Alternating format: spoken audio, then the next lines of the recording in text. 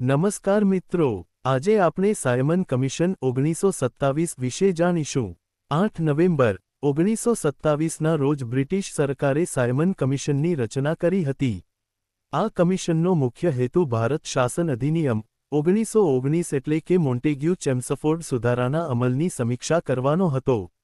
3 ફેબ્રુઆરી 1928ના રોજ Simon commission Bharat આવ્યું। તેના અધ્યક્ષ સર જ્હોન સાયમન હતા।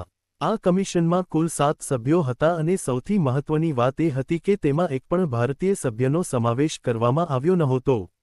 આ જ કારણથી સમગ્ર દેશમાં ભારે વિરોધ થયો અને દરેક જગ્યાએ સાયમન ગો બેક ના નારા ગૂંજી ઉઠ્યા।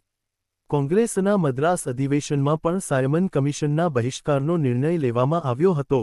મુસ્લિમ લીગનો એક જૂથ પણ આ વિરોધમાં જોડાયો હતો। 30 ઓક્ટોબર 1928ના રોજ લાહોરમાં વિરોધ પ્રદર્શન દરમિયાન પોલીસના લાઠીચાર્જમાં લાલા લજપતરાય ગંભીર રીતે ઘાયલ થયા। તે સમયે તેમણે એક ઐતિહાસિક વાત કહી હતી, આજે મારા ઉપર પડેલી દરેક લાઠીની ચોટ અંગ્રેજી સામ્રાજ્યના તાબૂતની એક કિલ બનશે। ઇજાઓના કારણે 17 નવેમ્બર 1928ના રોજ લાલા લજપતરાયનું અવસાન થયું। તેમના મૃત્યુનો બદલો લેવા માટે ભગતસિંહ, રાજગુરુ, સુખદેવ અને ચંદ્રશેખર આઝાદે પોલીસ અને હવે આપણે નહેરુ રિપોર્ટ 1928 વિશે જાણીશું। 10 ઓગસ્ટ 1928ના રોજ નહેરુ રિપોર્ટ તૈયાર કરવામાં આવ્યો હતો। આ સમિતિના અધ્યક્ષ મોતીલાલ નહેરુ હતા। યાદ રાખજો, જવાહરલાલ નહેરુ નહીં, પરંતુ મોતીલાલ નહેરુ આ સમિતિના અધ્યક્ષ હતા।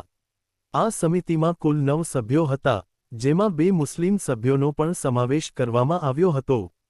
ત્યારબાદ 28 ઓગસ્ટ 1928ના રોજ લખનૌ ખાતે યોજાયેલા સર્વદલીય સંમેલન એટલે કે ઓલ પાર્ટીઝ કોન્ફરન્સમાં નહેરુ રિપોર્ટ રજૂ કરવામાં આવ્યો। આ રિપોર્ટ સાયમન કમિશનના વિરોધના જવાબરૂપે તૈયાર કરવામાં આવ્યો હતો। ભારતીયો દ્વારા તૈયાર કરાયેલું આ પ્રથમ બંધારણીય પ્રારૂપ માનવામાં આવે છે।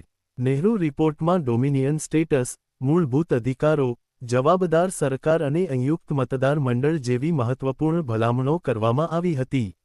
અને મારો વિડિયો ગમ્યો હોય તો લાઇક, ફોલો, કોમેન્ટ કરવાનું ભૂલતા